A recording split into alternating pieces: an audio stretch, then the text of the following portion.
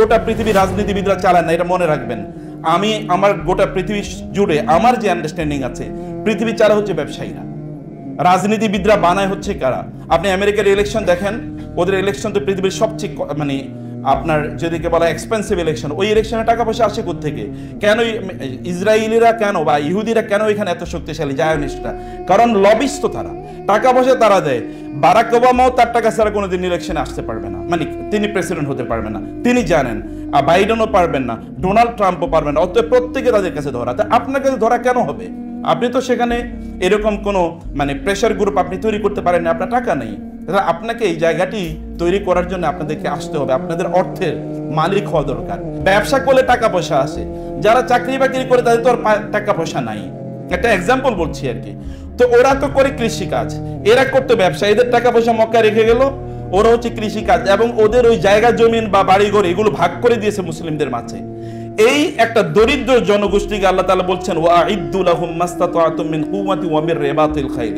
রিবাতিল খাইল কোথায় পাবে? বিশাল বড় মানে বহর তৈরি করো, কি বলে এটাকে, ঘোড়ার বহর তৈরি করে যুদ্ধ করার জন্য। ঘোড়া কিনবে কোত্থেকে? তাই তো খাবারই নেই বাসায়। তার মানে হচ্ছে একটা ঘোড়া এর ইন্ডাস্ট্রি তৈরি করার কথা আল্লাহ তাআলা বলেছেন। ঘোড়া ইন্ডাস্ট্রি তৈরি করলে কি হয়? অনেকগুলো ঘোড়া আনলে এই ঘোড়াগুলোকে রাখার জন্য আস্তাবল লাগবে, এগুলোকে মানে লালন পালন করার জন্য লোক লাগবে, এগুলোর খাদ্যের ব্যাপার লাগবে, এগুলোকে ট্রেনিং দেওয়া লাগবে, এগুলোর জন্য চিকিৎসা, কারণ অসুস্থ হয়ে যাবে তার জন্য চিকিৎসা লাগবে। কতগুলো ইন্ডাস্ট্রি এর সাথে জড়িত দেখেন। আল্লাহ সুবহানাহু ওয়া তাআলার মূল উদ্দেশ্য হলো তোমরা ইন্ডাস্ট্রি তৈরি করো, ইকোনমিক্যালি তোমরা স্ট্রং হও, তোমাদের অর্থনৈতিকভাবে অনেক শক্তিশালী হতে হবে। অর্থনৈতিকভাবে শক্তিশালী হলেই তো আপনি কাজ করতে পারবেন। নি'মাল মালুস সালিহ লিররাজুলিস সালিহ, ভালো মানুষের কাছে টাকা থাকা এটা অনেক অনেক উত্তম। খারাপ মানুষের কাছে টাকা পয়সা থাকলে তারা এটা খারাপ কাজে ব্যবহার করবে, ভালো মানুষের কাছে টাকা থাকলে এটা ভালো কাজে ব্যবহার করবে। তা আপনাদের এন্টারপ্রেনিয়র কবে হবেন আপনারা? আপনি কি কেবল চাকরি করবেন? আমি জানি না কেন চাকরি কেবল আমাদের মাথায় আছে। আপনি কি এন্টারপ্রেনিয়র হতে পারেন না? যেন আপনি 10 জন 20 জন 50 জন 100 জন 200 জন 500 জন লোককে আপনি চাকরি দেবেন। আমরা পৃথিবী জুড়ে একটা যুদ্ধক্ষেত্রের মধ্যে আছি, আপনারা জানেন। তো আপনারা তো এই যুদ্ধক্ষেত্রের প্রধান যুদ্ধ আপনারা হতে পারেন কিভাবে? এন্টারপ্রেনিয়র হওয়ার মাধ্যমে। আপনি ধরেন ইসরায়েলি পণ্য বর্জন করবেন, কত বর্জন করবেন? সেদিন আমাকে একজন বলল, স্যার আপনার বলেন পণ্য বর্জন করতে, অমুক দেশের তমুক দেশের, শেষ পর্যন্ত দেখি সবই বর্জন করার লাগে। তো ভাতের চালও কিনতে পারবো না, কারণ চালও অন্য জায়গা থেকে আসে। তাহলে আসলে বর্জন করবো কি, অথবা বর্জন করবো কি, অথবা কি না বর্জন করবো? সবই তো আলটিমেটলি বর্জন করা লাগে। আপনারা বলেন তো আপনাদের বা আমাদের কয়টা প্যাটেন্ট আছে?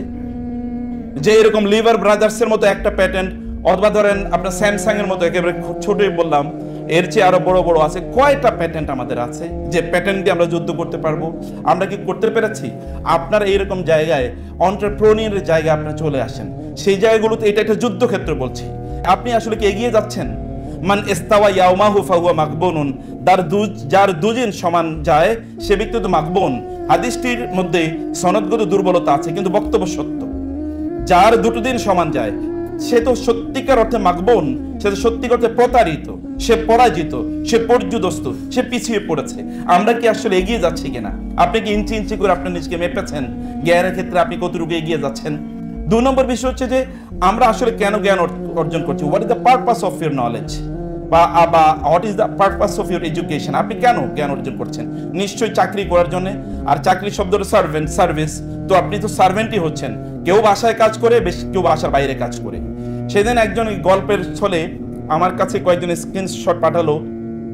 একজন মহিলা অন্য আরেকজন মহিলাকে বলছেন, আপা আর তো পারতেছি না এই লোকেরই নিয়ে, এখন করণীয় কি?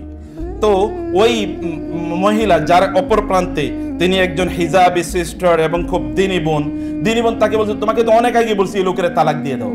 বলে, আপা আমি তো আমার স্বামীর কথা বলি না, আমি বলতেছি আমার অফিসের বসের কথা।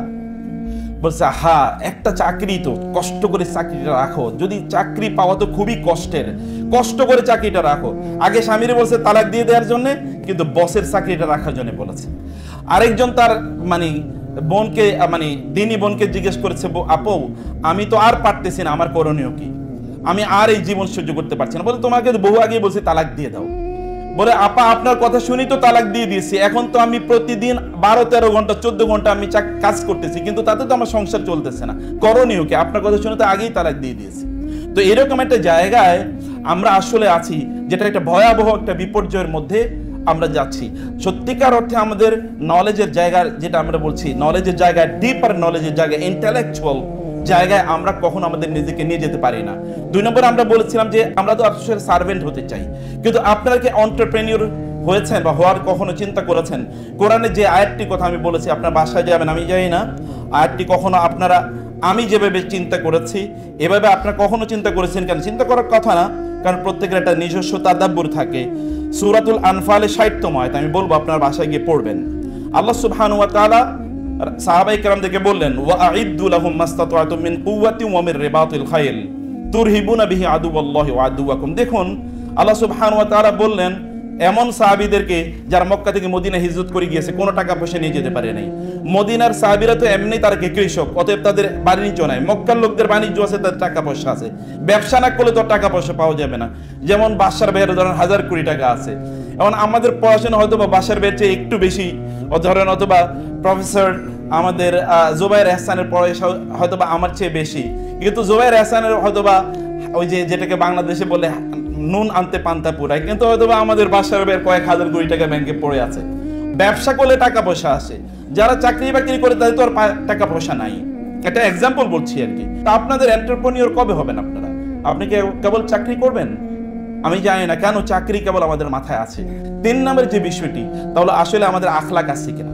এই বাসার ভাইও বলবে এবং অনেক ব্যবসায়ী আমাকে ব্যক্তিগতভাবে বলেছে, মুসলমানদের সাথে ব্যবসা করা মানে হচ্ছে এই ব্যবসায় কোনোদিন আপনি ইয়ে করতে পারবেন না, মানে কমিটমেন্ট কোনোদিন আপনি ঠিক পাবেন না।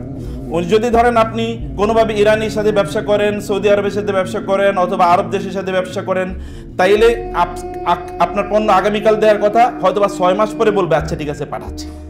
আর আপনি যদি অন্যদের সাথে, এমনকি চাইনিজদের সাথে ব্যবসা করলো, যদি বলে আগামীকাল পাঠাবে, তাহলে আগামীকালের আগে হয়তো বা তারা পাঠিয়ে দিচ্ছে। মানে ডিলিং এর ক্ষেত্রে তারা এই জায়গায়। কিন্তু আমরা কি জায়গায় আছি?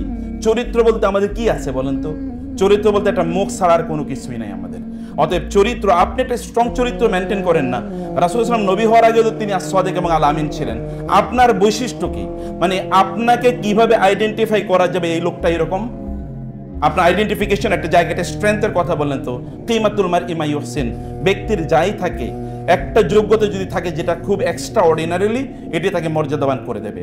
একজন ক্রিকেট প্লেয়ার তো 3 আঙ্গুল দিয়ে মানে খেলেন, অথবা বাম হাত দিয়ে বা ডান হাত দিয়ে তিনি ব্যাট করেন, অথবা একজন কেবল ডান পা দিয়ে তিনি অথবা বাম পা দিয়ে তিনি ফুটবল খেলেন, এতটুকুই তো। কিন্তু এই লোকগুলোর গোটা দুনিয়া জুড়ে তাদের কি আছে? মর্যাদা আছে। আমাদের বাংলাদেশের পরিস্থিতি হলো আপনারা এই কাজটা করবেন। আমরা লেবার শ্রেণী তৈরি করার জন্য একাডেমিক এরিনা নয়, একাডেমিয়াটাকে তৈরি করা হচ্ছে লেবার তৈরি করার জন্য। লেবার তৈরি করলে দুটো সুবিধা, মানে ফেরাউন যে কাজটি করেছিল, ইন্না ফিরআউনা আলা ফিল আরদি ওয়া জাআলা আহলাহা শিয়াআন ইস্তাদঈফু তা'iফাতাম মিনহুম ইউযাব্বিহু আবনাহুম ওয়া ইস্তাহয়ী নিসাআহুম। আল্লাহ সুবহানাহু বলেছেন ফেরাউনের একটা পলিসি ছিল, তা হলো মানুষকে কৃতদাস বানিয়ে রাখবে, আনএডুকেটেড রাখবে। আনএডুকেটেড রাখলে তো আর আপনি কোনোদিন প্রটেস্ট করবেন না। আর আপনি ধরেন আরব বিশ্বে যাবেন, ওইখানে লেবার হিসেবে কাজ করবেন, ওইখানে তো আবার একটা ধরেন এমন একটা সিস্টেম আছে যে কারো বিরুদ্ধে কোনো কথাবার্তা বলা যায় না। আবার আপনি ফিরে আসবেন, কোনো কথাবার্তা নাই, কোনো প্রতিবাদ নাই, খাওয়া দাওয়া ফুর্তি করো, দুনিয়াটা মস্ত বড়, এরকম টাইপের একটা জীবন যাপন করাতে আপনাকে অভ্যস্ত করার জন্য একটা জিনিস চলছে। তো আপনারা কি সেটাতে অভ্যস্ত হবেন, নাকি আপনাদেরকে অন্য একটা জায়গায় আপনাদের নিয়ে যাওয়া দরকার? আপনাদের স্কিল ডেভেলপ করা দরকার, এই মাধ্যমে আপনাকে মানুষ চিনবে, বা আপনার একটা যোগ্যতা ডেভেলপ করা দরকার, এই মাধ্যমে মানুষ চিনবে। এটা আখলাকি, অথবা যদি আমরা বলি এটা মানে আপনার প্রফেশনাল কোন একটা স্কিল, যেটাই হোক না কোনো একটা জায়গায় একটা এক্সেলেন্স অর্জন করেন, যেটা আপনি আনপ্যারালাল, অথবা আপনি বলতে পারেন আমি এই জায়গাটা সত্যি করতে এক্সেলেন্ট, এরকম একটা জায়গা তৈরি করা দরকার। তোর মধ্যে বক্তৃতা একটি, এবং নবী রাসূলুল্লাহ কিন্তু সবচেয়ে সুন্দর বক্তৃতা দিতে পারতেন, ইন্না মিনাল বায়ানি লা সিহরা। এছাড়াও আপনি দেখবেন যে দাউদ আলাইহিস সালামের অনেকগুলো বৈশিষ্ট্য করেন আল্লাহ তাআলা বলেছেন, তার মধ্যে ওয়া আতাইনাহু হুকমাহু ওয়া ফাসলাল খিতাব। ফাসলাল খিতাব মানে হচ্ছে তিনি এত ডিস্টিংক্টলি কথা বলতে পারতেন যে তার অডিয়েন্স প্রত্যেকটা শব্দ শুনতে পেত। শুধু তাই না, ওয়া হাশারনা লাহু তায়রা কুল্লুন লাহু আওয়াব। আপনি দেখবেন যে পাখিগুলো তিনি যখন তাওরাত মানে জবুর পড়তেন, পাখিগুলো এরকম ঝাঁক ধরে থাকতো, মানে এবং ওয়াল জিবালা ইউসাব্বিহনা মাআহু, পাহাড়গুলো তার সাথে তাসবিহ পড়তো। কি অসাধারণ কথাবার্তা তিনি বলতেন এইরকম। অথবা আপনি যদি মুসা আলাইহিস সালামের কথা দেখেন, তাহলে বলবে যে ফেরাউন বলতে তো ওয়ালা ইয়াকাদু ইউবিন, তিনি তো ঠিকমতো কথাই বলতে পারেন না, তিনি কি দাওয়াতি কাজ করবেন? এবং তিনি বললেন যে আল্লাহ তাআলাকে বললেন, ও আখি হারুন হুয়া আফসাহু মিন্নি লিসানান, আল্লাহ আমার ভাই হারুন আমার চেয়ে অনেক ভালো করে কথা বলতে পারে, তাকে আপনি আমার সাথী বানিয়ে দেন। কথা সুন্দর করে বলতে পারা, ডিস্টিংক্টলি বলতে পারা। যেমন আমাদের শরীফ বাইজিদ ভাই বলেই গিয়েছেন যে সাউন্ড পলিউশন আমারও কিছু একটা হতে পারে, কারণ আমি একটু সাধারণত সবাই একটু জোরে কথাবার্তা বলি বা একটু দ্রুত কথাবার্তা বলি। এটা কিছু কিছু মানুষের কিছু ডিস্টিংশন আছে, আমি এটা দ্বারাই পরিচিত হতে চাই, সমস্যা নাই। তো তারপরে যদি এটা নেগেটিভ একটা গুণ আমি মনে করি, আপনারা একটা জায়গায় ভালো হন, আপনি খুব সুন্দর করে কথা বলেন, মার্টিন লুথার কিং এর মতো কথা বলেন না, অথবা রাসূলের বিদা হজের ভাষণটা একবার চিন্তা করে দেখুন তো, তিনি কত চমৎকার করে তার কথাগুলো বলতেন। এই জায়গায় কোনো একটা জায়গায় এক্সেলেন্স অর্জন করার জন্য আমি আপনাদেরকে বলবো যে আমি যে তিনটে জিনিসের কথা আপনাদেরকে দৃষ্টি আকর্ষণ করেছি, আর তাআল্লুম, জ্ঞান অর্জন করা। 2 নম্বর হচ্ছে আপনাকে এন্টারপ্রেনিউরের যে জায়গায় আপনাকে চলে আসা, এবং আখলাকের যে কোনো জায়গায়, আপনি এটা ফিজিক্যাল অথবা ধরেন মোরাল, যে কোনো একটা জায়গায় একটা এক্সেলেন্সের জায়গায় আপনি চলে আসেন ইনশাআল্লাহ। আশা করি একজন মানুষই একটা বিশাল পরিবর্তন আনতে পারে। আপনাকে দেখে দেখে যেন অন্যরা চেনে, আপনাকে দেখে দেখে যেন অন্যরা বুঝে, আপনাকে দেখে দেখে যেন অন্যরা অনুপ্রাণিত হয়। রোজ একাডেমির নিশ্চয় পারপাসও তাই। এবং আমি দোয়া করি আল্লাহ সুবহানাহু ওয়া তাআলার কাছে, আল্লাহ সুবহানাহু ওয়া তাআলা এই প্রতিষ্ঠানটিকে কবুল করে নিন, এবং যে উদ্দেশ্যে এবং যে চেহারাগুলো আমি এখানে দেখছি, I know many of you and I know that you can do anything ইনশাআল্লাহ, উই ক্যান ওভারকাম ইনশাআল্লাহ, উই শ্যাল ওভারকাম ইনশাআল্লাহ। আমরা করতেই পারবো। আমাদের সেই দক্ষতা, যোগ্যতা আল্লাহ তাআলা তো দিয়েছেন। এছাড়াও তো কুনতুম খায়রা উম্মাতিন উখরিজাত লিন-নাস, আল্লাহ তাআলার পক্ষ থেকে ডিক্লারেশন তো আছেই যে আপনাদেরকে মানুষের জন্য তৈরি করা হয়েছে। অতএব you have this natural capacity given to you by আল্লাহ সুবহানাহু ওয়া তাআলা। এটা ইন্ট্রিনসিক্যালি দেয়ার আর উইথ ইউ, ইন্ট্রিনসিক্যালি আপনাদের সাথে আছে। আপনারা চাইলেই কেবল এটাকে ব্যবহার করতে পারেন। ব্যবহার করার জন্য আপনারা অবশ্যই উদ্যমী হবেন, এবং সেই ক্ষেত্রে আপনার সময় ব্যয় করবেন। প্রতিদিন আপনার কতটুকু পড়ছেন, আর যুদ্ধক্ষেত্রটা ভালো করে বুঝুন প্লিজ। আমাদের অ্যাভারেজ লোক দরকার নাই, আমাদের কিছু ইন্টেলেকচুয়াল দরকার, কিছু বুদ্ধিজীবী দরকার। বাংলাদেশের প্রেক্ষাপটেও বুদ্ধিভিত্তিকভাবে অন্যদেরকে ডিফেন্ড করার মতো কতজন লোক আছে, আপনারা হয়তোবা আমার চেয়ে বেশি জানেন, কিন্তু আমি খুব কম লোক দেখি আর কি, যারা বুদ্ধিভিত্তিকভাবে অন্য জায়গায় ইসলামকে ডিফেন্ড করতে পারবে, বা অন্য জায়গায় ইমোশনালি তো বহুত কথাবার্তা বলা যায়, কিন্তু বুদ্ধিভিত্তিকভাবে ডিফেন্ড করার মতো কতজন মানুষ আছে। আপনি তৈরি হয়ে যান না, you can become, you have this capacity given to you by Allah and the Lord is with you. আপনার রব তো আপনার কাছে আছে, আপনি দোয়া করলেই হয়ে যায় ইনশাআল্লাহ। তো থ্যাংক ইউ ভেরি মাচ, জাযাকুমুল্লাহ খায়র ফর ইউর পেশেন্ট হিয়ারিং। আল্লাহ আপনাদেরকে উত্তম প্রতিদান দান করুন, এবং উম্মার জন্য যোগ্যতর